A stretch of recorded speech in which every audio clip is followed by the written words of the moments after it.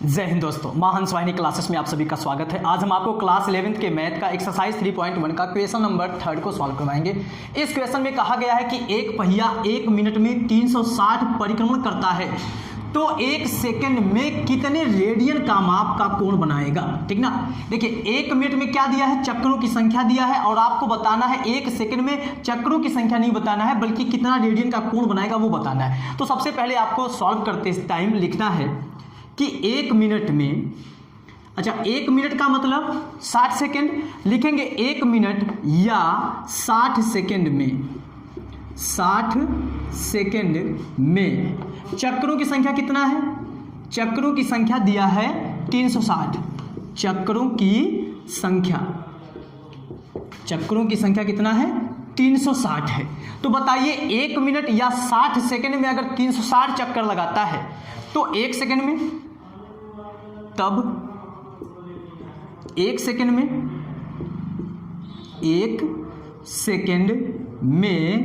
चक्रों की संख्या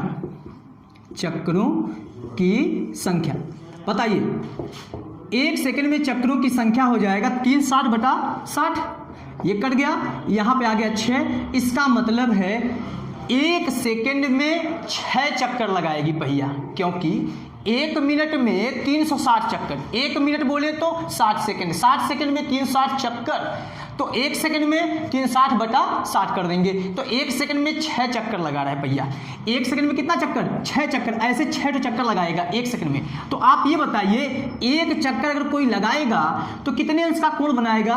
तो अगर आप डिग्री में बोलेंगे तो बोलेंगे 360 डिग्री, या आप अगर रेडियन में बोलेंगे तो बोलेंगे 2 पाई रेडियन। ठीक है, इस कंडीशन में आपको यहां पे ये लिखना है कि पहिया 1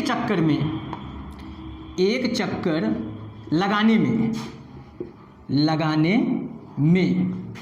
कितना डिग्री बनाएगा, 1 चक्कर लगाने में 2 पाई रेडियन कोण बनाता है। इसलिए कितना चक्कर आया हमारा, 6 चक्कर ना, क्योंकि 1 सेकंड में 6 चक्कर, 1 सेकंड में क्या बताना है, कोण बताना है, तो 1 सेकंड में 6 चक्कर, तो 1 चक्कर में 2 पाई रेडियन कोण बनता है। तो 6 चक्कर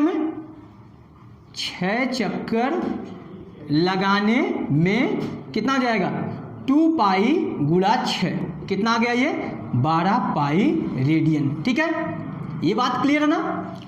पहिया 1 मिनट में 360 चक्कर, 1 सेकंड में इतना 6 चक्कर हो गया, 1 सेकंड में 6 चक्कर, तो 1 चक्कर लगाने में 2 पाई का कोण बनता है, 1 चक्कर लगाने में 2 पाई का कोण बनता है, तो 6 चक्कर लगाने में 12 पाई का कोण बन जाएगा। ठीक है, तो ये हमारा हो गया थर्ड का फर्स्ट क्वेश्चन हो गया, ये थर्ड का हो गया।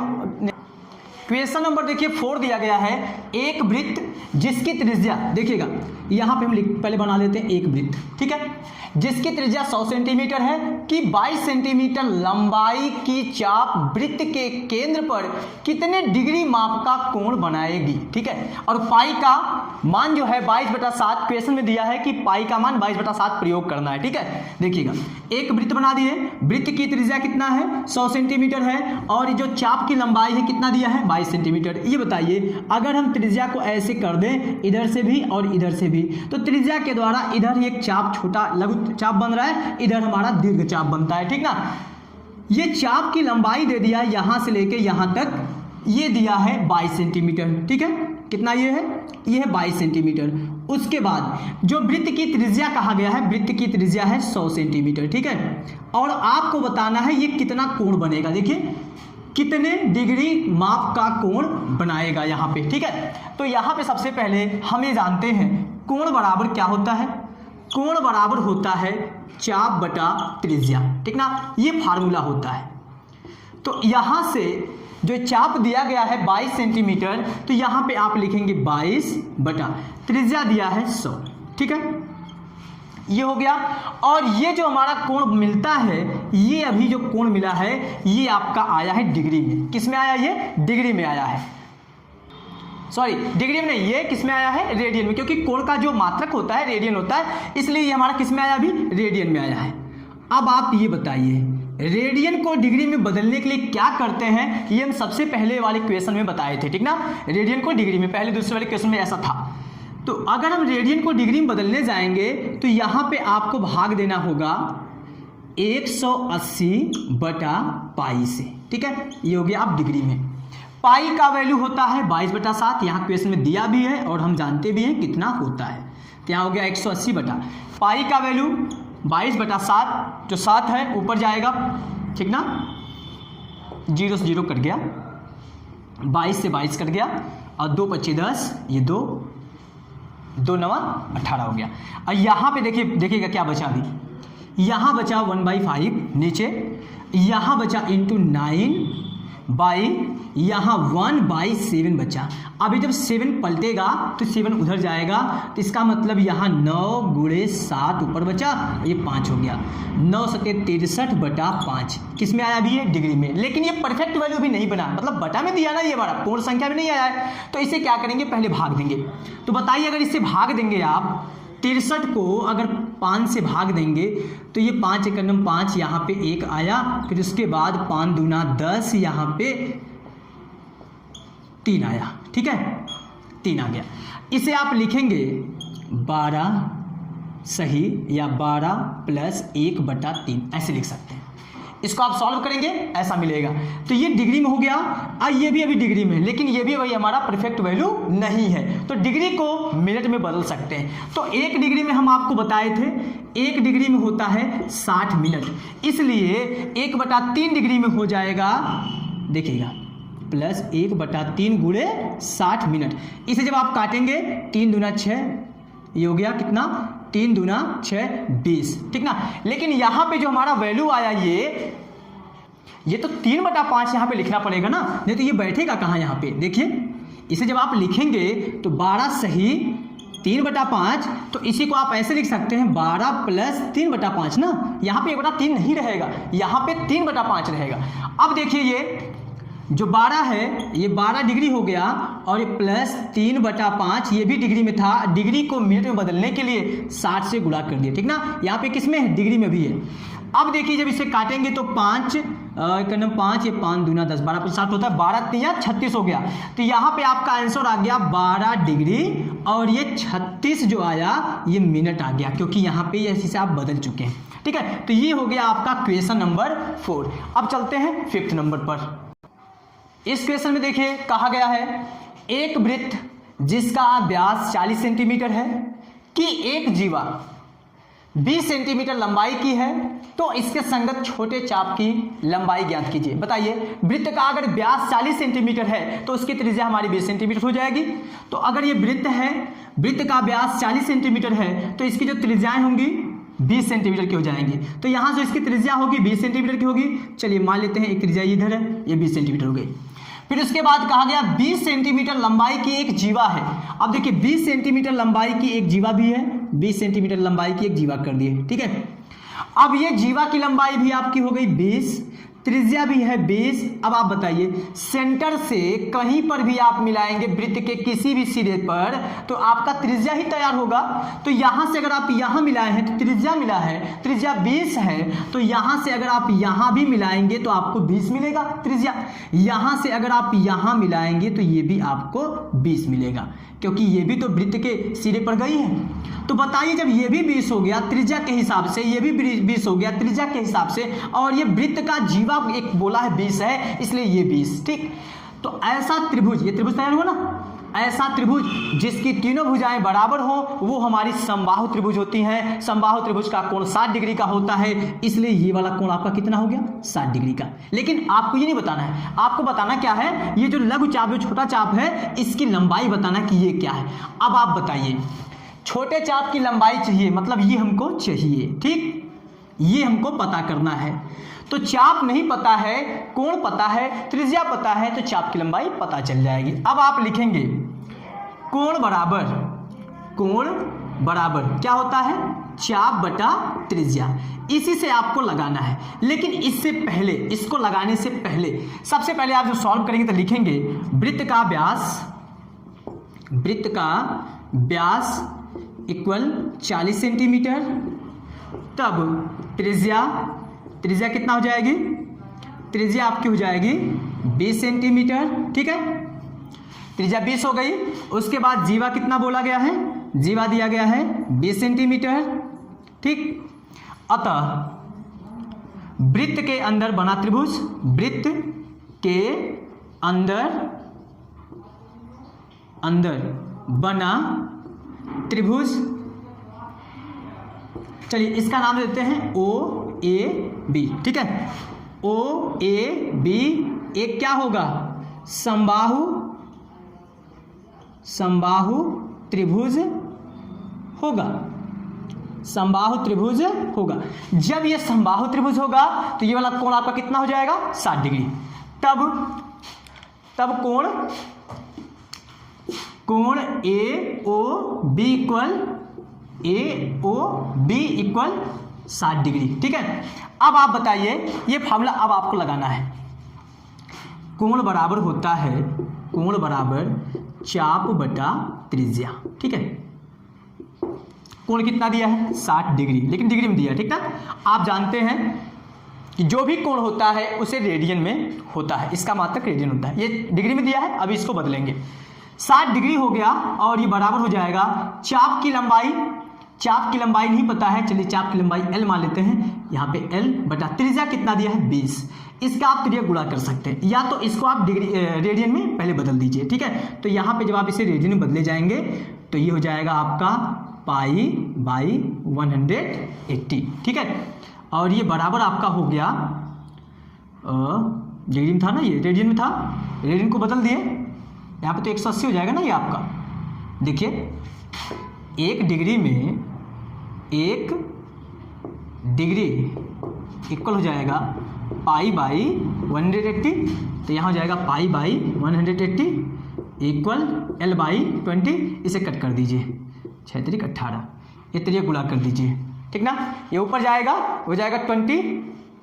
देखिए इसे इधर भेज दीजिए, 20 पाई बाई 3, ये हो गया आपका चाप की लंबाई। यही होगा आंसर इसका। L बराबर, या ऐसे लिखेंगे चाप बराबर 20 पाई बाई 3 सेंटीमीटर। ठीक ना, अब चलते हैं इसके नेक्स्ट क्वेश्चन पर, 6 नंबर पर। 6 नंबर क्वेश्चन में देखिए कहा गया है, यदि दो वृत्तों के समान लंबाई वाले चाप, दो वृत्त हैं, कोई छोटा भी होगा कोई बड़ा भी होगा। ठीक ना, वो तो बाद की बात है। यदि दो वृत्तों के समान लंबाई वाले चाप, इसका मतलब जितना इधर टुकड़ा होगा उतना इधर वाला भी टुकड़ा होगा। ठीक है, वृत्तों के चाप की लंबाई बराबर है, बट वृत्तों की त्रिज्याएं अलग अलग है। यदि दो वृत्तों के समान लंबाई वाले चाप अपने केंद्रों पर क्रमशः 60 डिग्री तथा 75 डिग्री के कोण बनाते हों। ठीक ना, ये वाला मान लेते हैं 60 बनाता है, ये वाला कितना बनाता है, मान लेते हैं 60 बनाता है, और ये वाला मान लेते हैं 75 बनाता है, ये वाला आपका 75 बनाता है। ठीक, अब उसके बाद कहा गया है, तो बनाते हो तो उनकी त्रिज्याओं का अनुपात ज्ञात करना है। चलिए मान लेते हैं इसकी त्रिज्या हमारी R1, तो ये बताइए ये भी R1 तो इधर भी R1 होगा, ये आपका R2 मान लेते हैं, इसको भी R2 मान लेते, ये तो R2 होगा ही। अब ये जो चाप की लंबाई है दोनों की बराबर है, अगर मान लेते हैं इसकी चाप की लंबाई L, तो इसका भी आपको L मानना पड़ेगा। L1 L2 नहीं मानेंगे क्योंकि दोनों वृत्तों की चाप की लंबाई क्वेश्चन में कहा गया है बराबर है। ठीक, कोण अलग अलग है, त्रिज्याएं अलग अलग है। अब क्या आपको पता करना है, उनकी त्रिज्याओं का अनुपात। चलिए क्वेश्चन पे चलते हैं, देखिएगा सबसे पहले यहां पे लिखेंगे, माना वृत्त की, माना यहां पे लिख दीजिए दोनों, माना दोनों वृत्तों की त्रिज्याएं क्रमशः R1 व R2 हैं। ठीक है, R1 व R2 है, तथा बनने वाला कोण कहाँ पर, सेंटर पर 60 डिग्री तथा 75 डिग्री है, ये तो दिया गया है। अब बताइए कोण बराबर, पहले के लिए कोण बराबर चाप बटा त्रिज्या, तो त्रिज्या बराबर, यहाँ से त्रिज्या अगर आप निकालेंगे तो त्रिज्या बराबर हो जाएगा चाप बटा कोण, यही ना। चलिए पहले के लिए तो यहाँ पे लिखेंगे R1 इक्वल, तब R1 इक्वल पहले के लिए तो चाप की लंबाई L बाई कोण उसका कितना दिया है 60 डिग्री, ठीक है। अब इसे मान लीजिए आप इक्वेशन नंबर 1 मान लीजिए। अब उसके बाद दूसरे के लिए लिखेंगे I2 इक्वल L बाई दूसरे का जो कोण है 75 दिया है, इसे मान लीजिए इक्वेशन नंबर 2। अब बोला है उनकी त्रिज्याओं का अनुपात, तो मतलब R1 रेशियो R2, जब बटा करेंगे तब ना मिलेगा। लिखेंगे यहाँ पे समीकरण 1 को समीकरण 2 से क्या करने पर भाग देने पर, जब भाग देंगे तभी ना मिलेगा। R1 बटा R2, बाएं को बाएं पक्ष से भाग और दाएं को दाएं पक्ष से भाग, तो यहाँ हो जाएगा आपका L बटा ये हो गया आपका 60 डिग्री बटा L बटा ये 75। अब बताइए यहाँ पे R1 बटा R2 इक्वल, जब देखिए A बटा B और ये मेन बटा C बटा अगर D दिया तो ये पलट जाता है, ये ऐसे, मतलब ये आपका ऐसे बन जाएगा A बटा B और ये गुणा D ऊपर C नीचे। सेम इसी बेस पर हम ये लिखेंगे, ध्यान दीजिएगा। देखिए L बटा 60 लिखे हैं इंटू ये 75 ऊपर गया और ये L नीचे, तो L से L कट गया, ठीक है, इसे मिटा देते हैं। L से L कट गया। अब इसे अगर आप 5 से काटेंगे, 5 से काटेंगे तो 12 बार में कटेगा, या 15 से, सीधा देखिए 15 से दोनों कट रहा है, 15 पचे 75, 15 चौके 60, तो ये R1 बटा R2 का वैल्यू आपका आ गया 5 बटा 4। लेकिन अनुपात में पूछा है ना, तो यहाँ पे लिखेंगे अतः त्रिज्याओं का अनुपात मतलब R1 अनुपाते R2 बराबर क्या हो जाएगा 5 अनुपाते 4। ये हो गया आपका क्वेश्चन नंबर 6। चलते हैं लास्ट क्वेश्चन पर, 7 नंबर पर। देखिए 7 नंबर जो क्वेश्चन है, इस क्वेश्चन में 3 क्वेश्चन दिया गया है, ठीक ना। इसमें कहा गया है 75 सेंटीमीटर लंबाई वाले एक दोलायमान दोलक, जैसे घड़ी का जो पेंडुलम होता है जो ऐसे नीचे से ऐसे राउंड करता है, इसी को हम पेंडुलम बोलते हैं, ठीक ना। और ये हमारा दोलायमान दोलक का काम करेगा, ठीक। तो ये कभी इसकी पोजीशन यहाँ पे रही होगी, कभी यहाँ पे, कभी यहाँ पे, कभी यहाँ पे, ठीक। जैसे जैसे आपका एंगल बढ़ेगा वैसे वैसे ये जो चाप की लंबाई होगी वो बढ़ेगा, ठीक। तो यहाँ पे पहले क्वेश्चन के लिए बोला है इसकी जो त्रिज्या दी है, ये लंबाई जो दिया है 75 सेंटीमीटर लंबाई वाले एक दोलायमान दोलक, तो दोलक की लंबाई हो गया 75 सेंटीमीटर। आप ये बताइए अगर ये 75 सेंटीमीटर हो गया तो ये जो पाथ बन रहा है, जो रास्ता बन रहा है जो वृत्ताकार पथ का, इसकी त्रिज्या हो गई 75 सेंटीमीटर। इतनी बात क्लियर है, त्रिज्या हो जाएगी 75 सेंटीमीटर। फिर उसके बाद एक सिरे से दूसरे सिरे तक दोलन करने से जो कोण बनता है उसका माप रेडियन में ज्ञात कीजिए, जबकि उसके नोक द्वारा बनाए गए चाप की लंबाई। देखिए पहला क्वेश्चन इसमें बोला है चाप की लंबाई कितना है 10 सेंटीमीटर, त्रिज्या वही है, ठीक। अब आपको क्या निकालना है इसमें आपको निकालना है चाप की लंबाई, दे दिया है कोण निकालना, ठीक ना।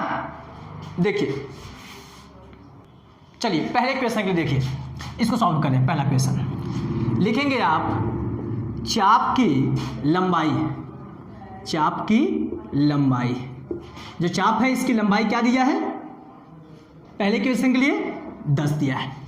चाप की लंबाई बराबर 10 सेंटीमीटर। अच्छा दोलायमान जो दोलक है उसकी जो लंबाई है 75 है, इसलिए जो पथ बन रहा है, जो वृत्ताकार जो वृत्त बन रहा है उसकी त्रिज्या 75 हो जाएगी। तो यहाँ पे लिखेंगे आप त्रिज्या 75 सेंटीमीटर, ठीक।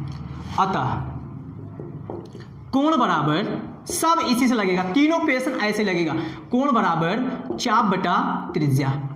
तो बताइए चाप की लंबाई कितना दिया है 10, त्रिज्या कितना दिया है 75, ठीक।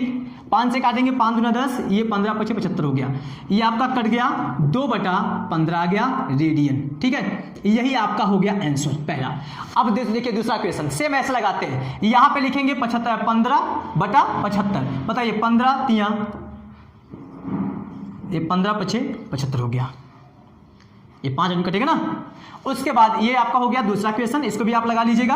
अब उसके बाद हम चलते हैं थर्ड क्वेश्चन पर। थर्ड क्वेश्चन देखिए चाप की लंबाई, चाप की लंबाई 21 लेना है और त्रिज्या आपका वही रहेगा 75 ही। अब इसे आप काटने का प्रयास करेंगे, 3 से कटेगा, 3 सते 21 और ये 3 से काटेंगे 3 दूना 6, 1 बचा 3 पचे 15। इसका मतलब ये हो गया 7 बटा 25 सेंटीमीटर नहीं रेडियन। क्या होगा ये रेडियन, क्योंकि आप कोण निकाला ना। तो ये था आपका एक्सरसाइज 3.1 का लास्ट क्वेश्चन, और आशा है कि आपको ये पूरा समझ में आया होगा। अगर आप समझ में आया हो तो प्लीज़ चैनल को सब्सक्राइब कीजिएगा और बेल आइकन को जरूर प्रेस कीजिएगा। Thanks you.